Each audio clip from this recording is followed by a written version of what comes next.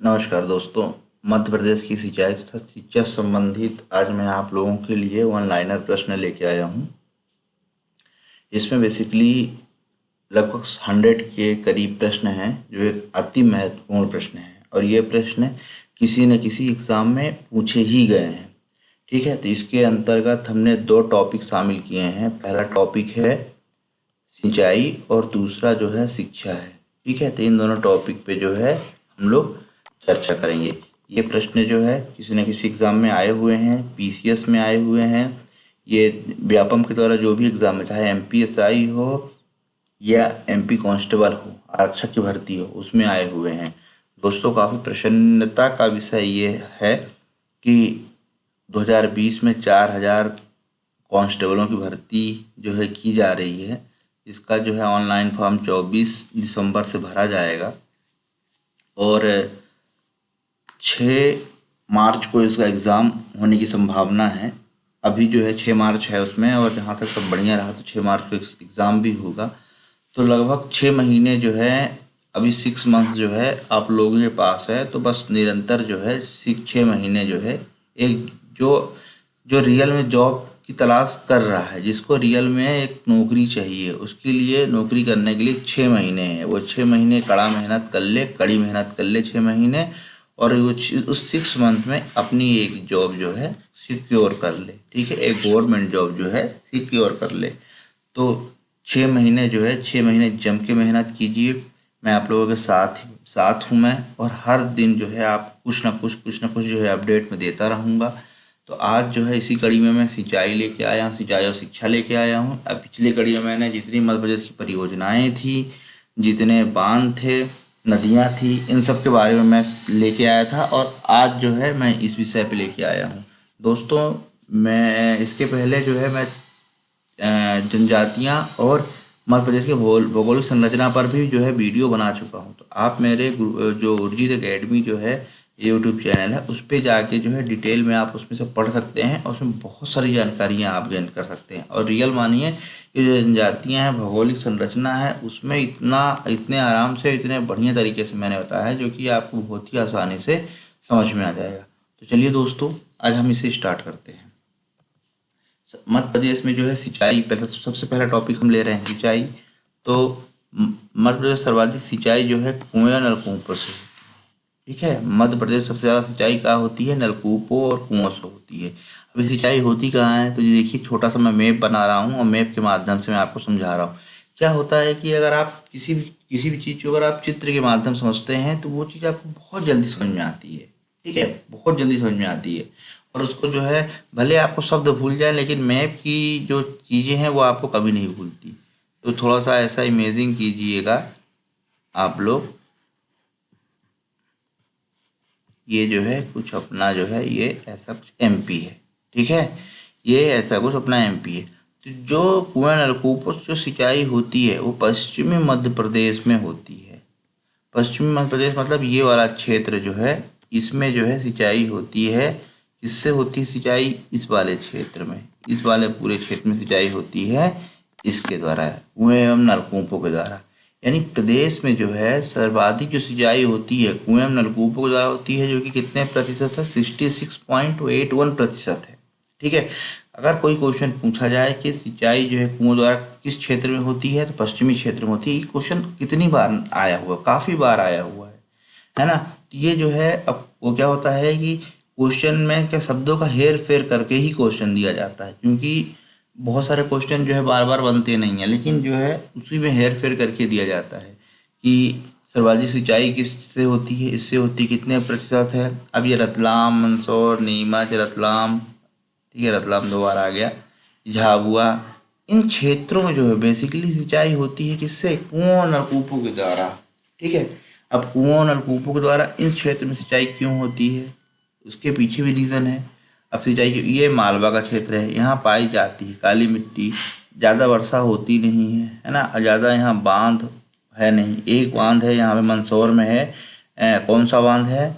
गांधी सागर बांध। दोस्तों, बांधों के ऊपर, संयुक्त परियोजनाओं पर मैंने इतना बढ़िया वीडियो बनाया हुआ है, आप उसमें देखेंगे तो आपको बहुत जल्दी समझ में आ जाएगा।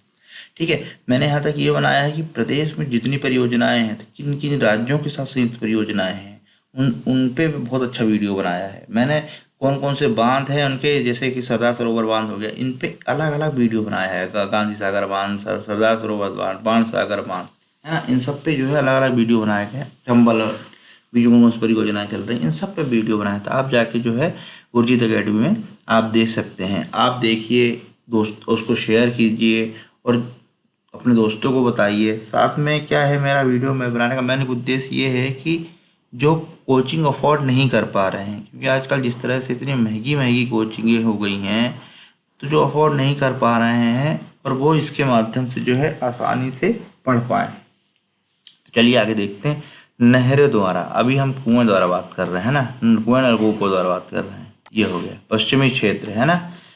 क्वेश्चन पूछा जाता है कि अक्सर क्वेश्चन जो है पूछ लिया जाता है कि मध्य प्रदेश के पश्चिमी क्षेत्रों में किस साधनों द्वारा जो है सिंचाई की जाती है, ठीक है। या कुएं नलकूपों द्वारा प्रदेश के किस हिस्से में सिंचाई की जाती है, तो पश्चिमी क्षेत्र। नहरों द्वारा जो सिंचाई कहाँ की जाती है, नहरों द्वारा जो सिंचाई होती है वो उत्तर पश्चिमी भाग, यानी ये भाग, कौन सा भाग, ये वाला जो भाग, ठीक है, उत्तर पश्चिमी भाग। यहाँ पे नहरों द्वारा सिंचाई की जाती है, नहरें द्वारा। इसमें देखिए, यहाँ श्योपुर है, यहाँ मुरैना है, यहाँ भिंड है, यहाँ कहीं दतिया है ना। तो ये आपको ऐसे याद भी होना चाहिए कौन सा जिला कहाँ है। भाई हमारा मध्य प्रदेश है, और हमको अगर एक एक जिला और ये सब चीज़ें पता नहीं है तो फिर मतलब होना ही चाहिए पता, है ना। तो ये जो है मैं आपको एक बार यहाँ इरेज करके बताता हूँ एक बार, ठीक है। मैं फिर से मैप बना दूंगा।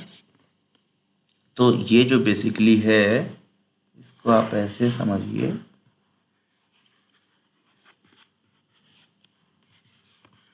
ये जो अपना मैप है, ये कौन सा क्षेत्र है, हम इस वाले क्षेत्र की, इसके पहले हमने इनकी बात की थी, अब हम इस वाले क्षेत्र की बात कर रहे हैं, इस वाले क्षेत्र की बात कर रहे हैं, ठीक है। तो इसमें भिंड, मुरैना, श्योपुर, इनसे क्या है, सिंचाई होती है, नहरों द्वारा होती है। नहरों द्वारा कहाँ सिंचाई होती है, नहर कहाँ से आती है, तो चंबल घाटी परियोजना के द्वारा जब जो 3 बांध बनाए गए हैं, ठीक है, उसमें से एक कोटा बैराज भी बनाया गया। तो कोटा बैराज सिंचाई इन क्षेत्रों में होती है, नहरों द्वारा सिंचाई होती है, ठीक है। कोटा बैराज बनाया गया है, उसके द्वारा जो है सिंचाई होती है। इसके अलावा भांडेर नहर और ये सब ये नदियाँ हैं, वो ये बांध बनाए गए हैं जिससे कि जो है सिंचाई की जा सके। तालाबों द्वारा सर्वाधिक सिंचाई कहाँ जाती है, तालाबों द्वारा सर्वाधिक सिंचाई बालाघाट और सिवनी क्षेत्र में होती है, यानी ये रहा बालाघाट, ये रहा सिवनी, यहाँ होती है सिंचाई, ठीक है, तालाबों द्वारा। क्यों, देखिए, हर नदी, तालाब, कुओं, नलकूपों, नहरों, इन एक जरा ये एक क्षेत्र में सिंचाई होती है, उसके पीछे रीज़न होता है। यानी अब यहाँ तालाबों द्वारा सिंचाई क्यों होती है, इसके पीछे कुछ रीज़न है। पहाड़ी क्षेत्र है, ठीक है, पहाड़ी क्षेत्र, जंगली क्षेत्र है। यहाँ पे क्या होता है, पहाड़ी क्षेत्र में ढलान से पानी लाके एक स्थिर जो है वहाँ भर जाता है, धीरे धीरे धीरे धीरे तालाब निर्मित हो जाते हैं। इस क्षेत्र में ऐसी कोई धाराएं नहीं है, या नदियों के यहाँ पे क्या है, यहाँ पे आसानी से जो है नहरें कहाँ बनाई जाती है, नहरें समतलों में बनाई जाती हैं। आप सोचिए कि नहरें बना लें हम ऊबड़ खाबड़ में, तो कभी बनेगी क्या, कभी नहीं बनेगी। तो ये जो भौगोलिक संरचना होती है ना, भौगोलिक संरचना ही बहुत कुछ तय करती है। तो उसी प्रकार यहाँ पे जो है ऐसी भौगोलिक संरचना है जिससे कि तालाबों का यहाँ अत्यधिक निर्माण होता है। ये तालाब प्राकृतिक द्वारा बन जाते हैं या मानव निर्मित हो जाते हैं, ठीक है। तो तालाबों द्वारा सिंचाई कहाँ होती है, पूर्वी क्षेत्र में, ठीक है, पूर्वी क्षेत्र में। आप ध्यान रखिएगा इन सब चीज़ों का। इसके बाद जो है कितने प्रतिशत नहरों द्वारा सिंचाई होती है, वो है 16 यानी 16.8, ठीक है, 16.8% पे क्या होता है कि सिर्फ नहरों द्वारा सिंचाई होती है। फिर कितने प्रतिशत तालाबों द्वारा होती है, तो वह है 2.3। ये जो पॉइंट बता रहा हूँ उनको थोड़ा सा आप देख लीजिएगा, ये आया हुआ है, आते हैं, ठीक है। क्वेश्चन बहुत अच्छा है। पवन चक्की द्वारा सर्वाधिक सिंचाई इंदौर में होती है, पवन चक्की द्वारा सिंचाई होती है, ठीक है। मध्य प्रदेश के पश्चिमी जिले में किस साधन से सिंचाई होती है, देखिए, नलकूप और कुओं द्वारा। इसके पहले मैंने बात की थी, ये जो है ये वही चीज़ है, ठीक है। इसके द्वारा होती है, नलकूप और कुओं के द्वारा, नलकूप और कुओं के द्वारा। प्रदेश के उत्तरी जिलों में सिंचाई के साधन क्या है, नहरों द्वारा। ये रहा उत्तरी जिला, ठीक है, उत्तर पश्चिम में होना चाहिए था, है ना, ये वाला आ गया। इसके बाद दोस्तों मध्य प्रदेश जो है, अब ये सिंचाई का जो है इतना सा ही है, इससे ज़्यादा सिंचाई का और कोई जो है अलग से और इसके अलावा और कोई स्रोत नहीं है। वर्षा है इसके अलावा, और रेत जो इसके बाद जो 13% है वो दूसरे अन्य रिसोर्सेस हैं, जिसमें से अस्थाई बांध बना के करते हैं, ठीक है। इसके अलावा रेहट है, रेहट जानते हैं आप, और नलकूप है, इन सब चीज़ों से होता जो कि उसका प्रतिशत 13 है, तो इनके माध्यम से जो है प्रदेश में सिंचाई होती है। अब आज हम बात करेंगे शिक्षा की। अब इसके बाद जो अगला टॉपिक है अपना ये शिक्षा। अब शिक्षा पे बात होगी, ठीक है। तो शिक्षक से रिलेटेड बात क्वेश्चन आता है, बहुत इंपॉर्टेंट है और अक्सर आया पूछा जाता है। सबसे पहला है मध्य प्रदेश में जो है अनुदान आयोग की स्थापना। दोस्तों ये स्थापना है, ये स्थापना, ठीक है। तो मध्य प्रदेश अनुदान आयोग की स्थापना कब की गई? तो 27 जुलाई 1973 की गई, ठीक है। अनुदान आयोग की स्थापना कहाँ की गई? ये यहाँ की गई। प्रदेश का पहला शासकीय दंत चिकित्सालय कहाँ है? ठीक है। अब दंत चिकित्सालय बहुत सारे बन गए हैं, लेकिन जो सबसे पहला बना था वो बेसिकली बना हुआ था पहला कहाँ? इंदौर में। काफी बार क्वेश्चन पूछा गया प्रश्न है। पहला यूनानी चिकित्सालय कहाँ बना था? ठीक है। अब देखिए सबने क्या पढ़ा होगा, पहला यूनानी चिकित्सालय महाविद्यालय भोपाल बुरहानपुर में बना हुआ है ना। कब बना? 1962 में बना, है ना। मैंने शायद नीचे मेंशन किया है, यहाँ नहीं लिखा होगा 1962 में बना। पर यहाँ देखिए क्वेश्चन क्या पूछा, वो किस महाविद्यालय के अंतर्गत आता है या किस विश्वविद्यालय के अंदर आता है? वो सागर के आता है। तो ये चीज़ भी पूछी जाती है। देखिए क्वेश्चन आपको पता था, पर कैसे हेर फेर करके उन्होंने पूछा, तो ऐसे क्वेश्चन पूछे जाते हैं, ठीक है। आपको इस स्तर का पढ़ना होगा। इसके बाद मध्य प्रदेश पाठ्य पुस्तक निगम की स्थापना कब की गई थी? ठीक है, मध्य प्रदेश पाठ्य पुस्तक निगम की स्थापना की गई 1968 में। हेड स्टार्ट कार्यक्रम किससे संबंधित है? शुरुआत 2000 में की गई थी। किससे संबंधित है? कंप्यूटर से, ठीक है। किससे संबंधित है? कंप्यूटर से। इसके प्रदेश का एकमात्र सैनिक स्कूल जो रीवा में है। प्रदेश का पहला विश्वविद्यालय सागर है, ठीक है। सागर विश्वविद्यालय क्या नाम है? डॉक्टर हरि सिंह गौर विश्वविद्यालय, ठीक है। 1946 में बना था, ठीक है। अब इसे केंद्रीय विश्वविद्यालय का दर्जा भी दिया गया है। ध्यान रखिए डॉक्टर हरि गौर सिंह जो है स्वतंत्रता सेनानी भी थे, और इन्हीं के प्रयासों से जो है ये यहाँ पर बन पाया है। विक्रम विश्वविद्यालय की स्थापना उज्जैन में कब की गई थी? यानी यहाँ पे दो पृष्ठ देखिए निकल के आ गया कि विक्रम विश्वविद्यालय उज्जैन में है पहला, और कब की गई थी? 1957 में। ये दोनों क्वेश्चन मैंने इसलिए पास में साथ में रखा जिससे कि आपको याद करने में आसानी ना हो। यानी आपको उज्जैन और दुर्गावती कहाँ है, यानी दुर्गावती कहाँ की थी? मंडला। तो इनका विश्वविद्यालय कहाँ बना है? जबलपुर में।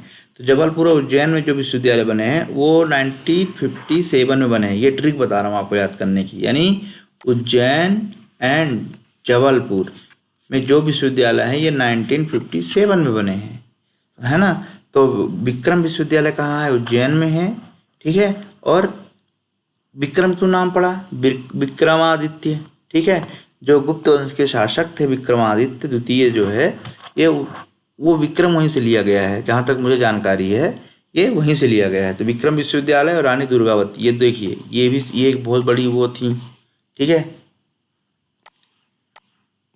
जिन्होंने अंग्रेजों से ये युद्ध लड़ा, रानी दुर्गावती, ठीक है। ये कौन है? विक्रम विश्वविद्यालय। तो यहाँ से जो है लिया गया। तो ये जो है यहाँ से 1957 में दोनों जो है बनी, ठीक है। तो विक्रम विश्वविद्यालय की स्थापना कब की गई? 1957। रानी दुर्गावती विश्वविद्यालय की स्थापना 1957 में है। ये उज्जैन में है और ये जबलपुर में है। ध्यान रखिएगा जबलपुर में, इसलिए मैंने दोनों को पास पास लिखा। ये क्वेश्चन आया हुआ है, पीसीएस में क्वेश्चन आया हुआ है, ठीक है। अवधेश प्रताप सिंह विश्वविद्यालय कहाँ है? रीवा में है। ये पुलिस कांस्टेबल में आया हुआ है, ठीक है। अवधेश प्रताप सिंह विश्वविद्यालय कहाँ है? रीवा में है। बहुत बड़ी यूनिवर्सिटी है रीवा की ये, ठीक है। चलिए दोस्तों आगे देखते हैं। महात्मा गांधी ग्रामोदय विश्वविद्यालय कहाँ और कहाँ तथा स्थापना? ये स्थापना है दोस्तों, ये स्थापना है, ठीक है। मैं बाबा बता रहा हूँ ये स्थापना है। तो महात्मा गांधी ग्रामोदय विश्वविद्यालय कहाँ है तथा उसकी स्थापना कब हुई? तो सबसे पहले कहाँ है? तो कहाँ है? वो चित्रकूट में है। स्थापना कब हुई? 1991 में। अब यहाँ पर एक चीज़ और ध्यान देखिए, 1991 में माखनलाल चतुर्वेदी जो है पत्रकारिता जो है उसकी भी स्थापना 1991 में हुई है, पर कहीं कहीं आपको वो 90 भी देखने को मिलता है, पर अमूमन जो है 1991 में ही हुई है। ठीक है, 1991 में। तो यहाँ ये चीज़ भी ध्यान रखिएगा, ऐसे याद किया जाता है। इसके पहले जैसे मैंने आपको 57 बताया था ना, इसके अलावा एक 57 में एक और विश्वविद्यालय है, आपको याद होगा रानी लक्ष्मीबाई जो शारीरिक एजुकेशन जो है संस्थान है जो ग्वालियर में है, वो भी 1957 में हुआ है। ऐसे याद करना पड़ेगा, किसी भी चीज़ को हवा में आप नहीं, कोई चीज़ अगर ठहर रहा है तो हवा में नहीं ठहर सकती, उसको कुछ ना कुछ टेक लगाना पड़ेगा जिससे कि वो ऊपर टिकी रहे। एज इट इज़ सेम जो कंसेप्ट होते हैं इनको आपको कहीं ना कहीं टिका के रखने पड़ेंगे। ठीक है, तो महात्मा गांधी ग्रामोदय विश्वविद्यालय कहाँ? चित्रकूट में। ठीक है, कहाँ है? चित्रकूट में। और स्थापना कब हुई है? 1991 में जो है इसकी स्थापना हुई है। ठीक है, तो इस तरह से जो है ये बना हुआ है। अब निजी भागीदारी से जो है निजी भागीदारी के निर्माण से राज्य का पहला जो है मेडिकल कॉलेज कौन सा है? निजी भागीदारी से निर्माणाधीन राज्य का प्रथम मेडिकल कॉलेज वो सिवनी में। ठीक है, सिवनी में। इसके बाद इंदिरा गांधी राष्ट्रीय जनजातीय एवं आदिवासी विश्वविद्यालय कहाँ है? अमरकंटक अनूपपुर में है। ठीक है दोस्तों, ये जो है बहुत बार पूछा गया है क्वेश्चन है ये, और ये बहुत बार क्वेश्चन पूछा गया है, चाहे एमपी पीसीएस हो, मध्य प्रदेश में जो सब इंस्पेक्टर भर्ती है, चाहे कांस्टेबल हो, जेल प्रहरी हो, इन सब में क्वेश्चन पूछा गया है। तो इसलिए जो है नज़रअंदाज नहीं करें। इसके अलावा जो मैंने यहाँ क्वेश्चन लिए वो सारे क्वेश्चन बहुत ही इम्पोर्टेंट है, आप बुक में पढ़ेंगे तो आपको यही चीज़ मिलेगी, पर यहाँ मैं उसी चीज़ को मैं अलग रूप में समझाते हुए बता रहा हूँ जिससे कि आप लोगों को आसानी हो। तो इंदिरा गांधी राष्ट्रीय जनजातीय एवं आदिवासी विश्वविद्यालय अमरकंटक अनूपपुर में है। किस विश्वविद्यालय को यूनेस्को ने मेगा यूनिवर्सिटी का दर्जा दिया है? राजा भोज विश्वविद्यालय। बहुत बार पूछा गया है, बहुत इंपॉर्टेंट क्वेश्चन है ना। इसको मैंने अलग फॉर्मेट बनाया है, वरना ये बहुत सारी चीज ये जो है मतलब बहुत अलग अलग से जो है क्वेश्चन बन सकते हैं। ऐसा भी बन सकता है कि राजा भोज विश्वविद्यालय को किस यूनिवर्सिटी ने जो है मेगा यूनिवर्सिटी का दर्जा दिया है? तो यूनेस्को ने दिया है। तो इस तरह से 2-3 हेर फेर करके बना सकते हैं, इसलिए आपको इसको ध्यान में रखना है। मध्य प्रदेश में राज्य सूचना प्रौद्योगिकी संस्थान कहाँ है? ग्वालियर में। किसका? राज्य का। और भारतीय कहाँ है? वो जबलपुर में। देखिए दोनों को मैंने इसलिए साथ में लिखा जिससे आपको कन्फ्यूजन ना हो। मध्य प्रदेश में राज्य सूचना प्रौद्योगिकी संस्थान, राज्य सूचना प्रौद्योगिकी संस्थान ग्वालियर में है, बट भारतीय सूचना प्रौद्योगिकी संस्थान कहाँ है? जबलपुर में है। ठीक है, दोनों में ये अंतर है। देखिएगा, ये भारतीय है, ये राज्य है, एक ग्वालियर में है, एक जबलपुर में है। वैसे ही जैसे विक्रम और रानी दुर्गावती दोनों कहाँ हैं? एक तो विक्रम है उज्जैन में, और रानी दुर्गावती कहाँ है? वो विश्वविद्यालय है कहाँ है? बिल्कुल, वो है जबलपुर में।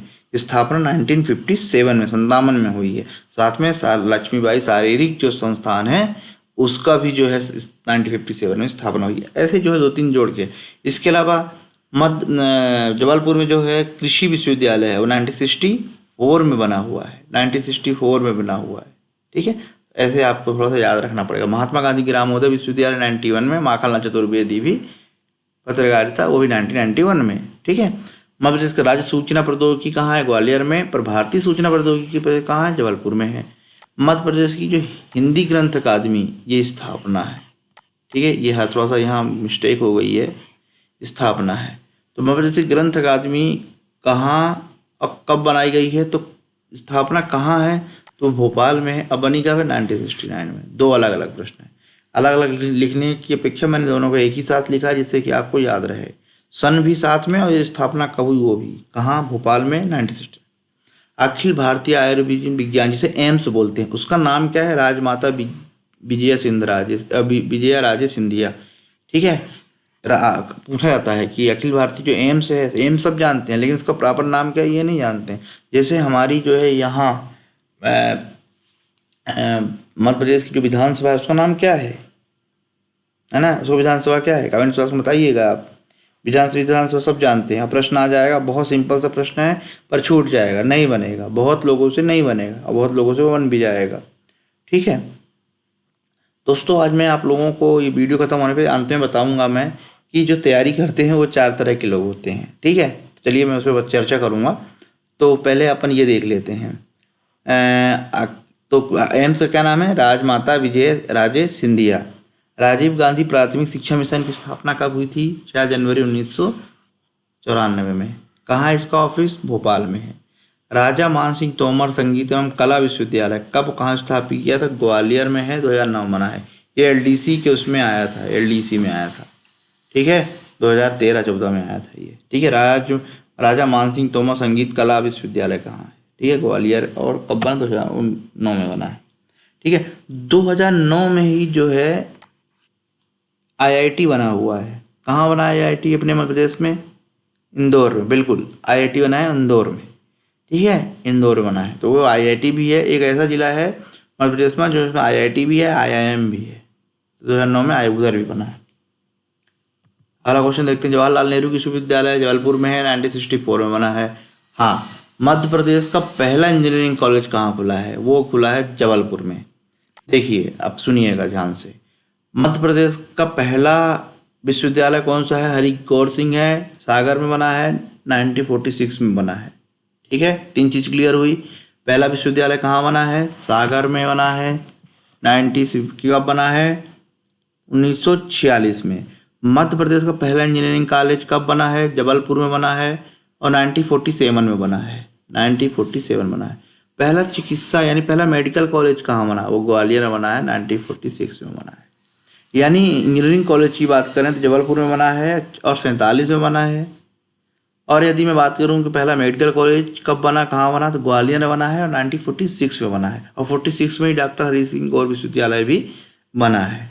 ठीक है, पहला केंद्रीय विश्वविद्यालय का दर्जा जो मिला है वो डॉक्टर हरि गौर सिंह विश्वविद्यालय को मिला है। ये आप लोग गौर कीजिएगा। ठीक है, इसीलिए जो 1 लाइनर क्वेश्चन होते हैं इनको कम से कम 2 से 3 बार इसको रिवीजन करना ही पड़ता है, अदरवाइज ये स्किप हो जाते हैं दिमाग से। ठीक है, और अगर आप डिटेल में पढ़ाई किए रहते हैं तो वो उतनी जल्दी स्किप नहीं होता। लेकिन ये जो है, इसलिए मैं आप लोगों से कहता हूँ कि कम से कम 2 से 3 बार जो है वीडियो को देख के और अपना नोट्स एक बार में देख के बना लीजिए, इसको रिवाइज करते रहिएगा। रिवाइज करना बहुत जरूरी है। मध्य प्रदेश का प्रथम हिंदी विश्वविद्यालय का नाम क्या है? अटल बिहारी वाजपेयी हिंदी विश्वविद्यालय। ये 2018 के सब रजिस्ट्रार में क्वेश्चन दोस्तों पूछा गया था। और अटल बिहारी वाजपेयी हिंदी विश्वविद्यालय ऐसे ही नाम में हेर फेर करके 4 ऑप्शन दिए थे और कम से कम 100 में से 90% लोग गलत करके आए थे। सब अटल बिहारी वाजपेयी जानते थे, इसके अलावा जो इस शब्द में हेर फेर किया गया है वो कुछ किसी को नहीं पता, इसलिए 90% लोग गलत करके आए थे। इसलिए प्रॉपर नाम याद रखिए, इसको प्रॉपर नाम याद रखिए। ठीक है, मध्य प्रदेश का संस्कृत विश्वविद्यालय कहाँ है? उज्जैन में है। कालिदास कहाँ के थे? उज्जैन के थे। ऐसे याद रखिए, कालिदास कहाँ के थे? उज्जैन के थे। तो संस्कृत और उनकी संस्कृत के बहुत बड़े ज्ञाता थे। ठीक है, तो कहाँ के थे? उज्जैन के थे। इसीलिए जो है इसको आप लोग ध्यान में रखिएगा, उज्जैन में बना। सॉरी, ऐसे याद करेंगे तो आपको समझ में आएगी चीज़ें। मध्य प्रदेश का प्रथम यूनानी चिकित्सा विश्वविद्यालय की स्थापना 1962 में, मैंने पिछले ही बताया था, है ना। सागर यूनिवर्सिटी के अंतर्गत आता था, बुरहानपुर में बना हुआ है। ठीक है, अब दूसरा, हाँ पहला तो ठीक है भाई, एक बन चुका है, सबने रट लिया। अब दूसरा भोपाल में हकीम सैयद जियाउल हसन शासकीय स्वासी यूनानी विश्वविद्यालय महाविद्यालय। जो भोपाल में रह रहे हैं वो तो जानते हैं। ठीक है, वो जानते हैं कि डॉक्टर खुशीलाल जो संस्थान बना हुआ है, ठीक है, मेन गेट के पास में, वो वहाँ पर है। लेकिन जो भोपाल में नहीं रह रहे हैं वो कैसे जानेंगे? वो ऐसे जानेंगे। ठीक है, भोपाल में बना हुआ है ये। उसी प्रकार जैसे कि जो बुरहानपुर में रह रहे हैं उन्होंने देखा होगा कहाँ पर है, पर जो भोपाल में रह रहा है वो नहीं देखा होगा, तो वो ऐसे पढ़ के देख समझेंगे। ठीक है, तो ये जो है ऐसी चीज़ें याद रखिएगा। पहला दूसरा, पहला कहाँ था? 1962 में भोपाल बुरहानपुर में सागर यूनिवर्सिटी के अंतर्गत। दूसरा जो है यूनानी चिकित्सा महाविद्यालय भोपाल में, हकीम सैयद जियाउल हसन नाम ये है ना, याद रखिएगा। भारत पर्यटन, इट्टा होगा, पर्यटन संस्थानों एवं यात्रा प्रबंधन मध्य प्रदेश ने कहाँ स्थापित किया गया है? ग्वालियर में किया गया है। ग्वालियर में। नया प्रश्न है, आने की उम्मीद है, शायद आया भी हुआ होगा। ठीक है, भारतीय ये भारतीय है। भारतीय पर्यटन इट्टा है दोस्तों, है ना। पर्यटन संस्थान में और यात्रा प्रबंधन मध्य प्रदेश में कहाँ स्थापित है? ग्वालियर में है। मध्य प्रदेश किस जिले में सर्वाधिक विश्वविद्यालय है? भोपाल में। छः जहाँ तक है 6 विश्वविद्यालय है, ठीक है, 6 यूनिवर्सिटी। तो इस तरह से जो है आप लोगों को पढ़ना है। अगला देखते हैं, भोपाल का प्रथम विश्वविद्यालय कौन सा है? बताइए। 6 तो हमने बता दिया, तो पहला उनमें से कौन सा है? तो वो बरकतुल्ला विश्वविद्यालय है। बरकतुल्ला विश्वविद्यालय। कौन सा विश्वविद्यालय? बरकतुल्ला विश्वविद्यालय। सांची बौद्ध भारती ज्ञान अध्ययन विश्वविद्यालय की स्थापना 2012 में हुई थी। सांची विश्व यूनिवर्सिटी जो है ये 2011-12 में हुई है, ठीक है, 11-12 में हुई है, ध्यान रखिएगा। अगर आपको 12 ना दिखे और 11 दिखे तो 11 पे लगाना है, 13 पे नहीं लगाना है, ठीक है। इसको बेसिकली मुझे ऐसा करना था, इसको 11-12, ठीक है, कहीं आपको 11 कहीं 12 मिलेगा। ये बहुत ज़बरदस्त क्वेश्चन है। मध्य प्रदेश आयुर्विज्ञान विश्वविद्यालय कहाँ बनाया गया है? 2011 में बना है। कहाँ बना है? जबलपुर में बना। बहुत इंपॉर्टेंट क्वेश्चन है, ठीक है, कांस्टेबल में आया भी हुआ है और आने की संभावना है। पंडित खुशीलाल शर्मा राजकीय आयुर्वेद चिकित्सा महाविद्यालय किस जिले में? भोपाल में, ठीक है। कहाँ है? भोपाल में। ये कहाँ पर स्थित है? जहाँ पर जो है मध्य प्रदेश का दूसरा यूनानी चिकित्सालय है, बस उससे लगा हुआ ही है ये, ठीक है, भोपाल में है। भोपाल के लोग हैं तो जानते ही होंगे, बस लगा हुआ है, ठीक है, पंडित खुशीलाल शर्मा। इसके बाद जो प्रश्न अगला है, मध्य प्रदेश का एकमात्र शासकीय होम्योपैथिक महाविद्यालय कहाँ है? भोपाल में है, ये भी भोपाल में, ठीक है। विक्रम विश्वविद्यालय में स्थापित सृजन पीठ कौन सा है? विक्रम विश्वविद्यालय पता है ना आपको कहाँ है? कहाँ है? उज्जैन में, 1957, ठीक है। ये मुंशी प्रेमचंद्र। मध्य प्रदेश के किन किन जिलों में कृषि महाविद्यालय है? तो यहाँ है, इसके अतिरिक्त भी है लेकिन ये है। तो अक्सर जो इनमें से कोई अगर उठा के पूछ ले तो आपको ध्यान रहना है।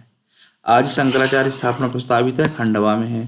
शिक्षा गारंटी योजना जनवरी 1997 में लागू हुई है। प्रदेश का निजी विश्वविद्यालय विनियामक आयोग का मुख्यालय भोपाल में। निजी विश्वविद्यालय कहाँ बताया था मैंने? महाविद्यालय सिवनी में। ऐसे याद रखिए इसको, कम से कम 2 से 3 बार आपको पढ़ना ही पड़ेगा। चलिए आगे देखते हैं। पंडित विष्णु नारायण भात खाड़े माधव संगीत कॉलेज कहाँ है? ग्वालियर में है।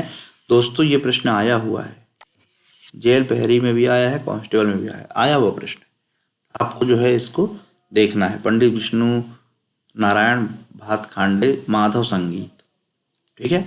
Lakshmibai national university of physical education की स्थापना 57 में की गई थी, ठीक है। संस्कृत विश्वविद्यालय कहाँ है? ये भी उज्जैन में है। ये सब दोबारा रिपीट हो गया है, उज्जैन में। भारतीय प्रबंधन संस्थान या IIM प्रदेश के किस जिले में है? इंदौर में है, 1998 में बना हुआ है, ठीक है। मैंने आप इसके पहले IIT बताया था तो वो 2009 में बना था, है ना। ये कब बना है? ये 1998 में बना है। क्या? IIM। भोपाल में भारतीय मृदा विज्ञान संस्थान की स्थापना 1988 में की गई थी। इसमें देखिए 2 प्रश्न निकल के आए। पहला तो कहाँ है? तो भोपाल में है भारतीय मृदा संस्थान, और कब बना? 1998 में बना, है ना। ये 2 प्रश्न हैं। माखनलाल चतुर्वेदी जो पत्रकारिता 1990-91 पर 1991 में अक्सर दिखता है। एक को महात्मा गांधी की ग्रामोदय हो गए जो चित्रकूट में 91 में, और दूसरा बताया था माखनलाल चतुर्वेदी, ये 91 में। राजकीय धन्वंतरी आयुर्वेदिक कॉलेज कहाँ है? ये उज्जैन में। धन्वंतरी क्या थे? ये बहुत बड़े जो है क्या थे बताइए? धन्वंतरी जी क्या थे? ये आयुर्वेद के वो थे, ठीक है, चरक ये सब जो है, ठीक है। अब मध्य प्रदेश राज्य शैक्षिक अनुसंधान और प्रशिक्षण संस्थान 1982 में बना है। ये इंपॉर्टेंट क्वेश्चन है काफ़ी। अगर हम शिक्षा पढ़ रहे हैं और इसे नहीं पढ़े तो फिर कोई मतलब नहीं। तो ये चीज़ जो है इंपॉर्टेंट है, ठीक है। मध्य प्रदेश किस विश्वविद्यालय ने इंटर्न विश्वविद्यालय अमेरिका अध्ययन अध्यापन अनुसंधान संबंधी हस्ताक्षर का कीर्तिमान स्थापित किया? ये स्थापित है, स्थापित किया है वो देवी अहिल्या है। मेगा यूनिवर्सिटी कौन सी थी? राजा भोज थी।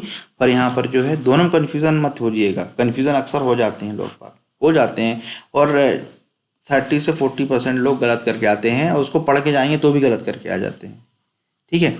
मध्य प्रदेश किस विश्वविद्यालय ने इंटर्न विश्वविद्यालय अमेरिका के साथ अध्ययन अध्यापन और अनुसंधान संबंधी सहमति पर हस्ताक्षर का कीर्तिमान स्थापित किया है वो क्या है? देवी अहिल्या विश्वविद्यालय। कहाँ है देवी अहिल्या विश्वविद्यालय?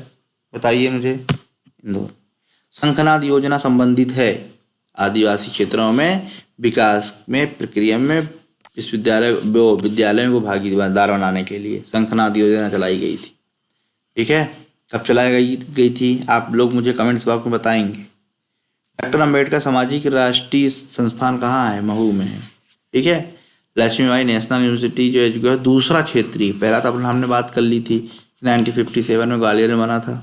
दूसरा जो है भोपाल में है। कहाँ है? भोपाल में है। उसका नाम है मेजर ध्यानचंद शारीरिक शिक्षा प्रशिक्षण संस्थान। वो था रानी लक्ष्मीबाई था। रानी लक्ष्मीबाई शारीरिक शिक्षा प्रशिक्षण संस्थान, ये है मेजर ध्यानचंद। और मध्य प्रदेश में भोज मुक्त विश्वविद्यालय की स्थापना कब की गई? 1988 में की गई। ठीक है, 1988 में। शायद ये क्वेश्चन रिपीट हुआ, 1988 में की गई है। तो दोस्तों इस तरह से जो है शिक्षा का एक ऑनलाइनर क्वेश्चन समाप्त हुआ। और बहुत जल्द जो है मैं अब फॉरेस्ट पे जो है क्वेश्चन लेके आने वाला हूँ। ठीक है, अगर मैं ऑनलाइनर क्वेश्चन के अलावा अगर मैं डिटेल में भी लेके आता हूँ तो आप उसे एक बार पढ़ेंगे तो ये, क्योंकि ऑनलाइनर क्वेश्चन कहाँ से निकल के आते हैं? वो डिटेल से ही निकल के आते हैं।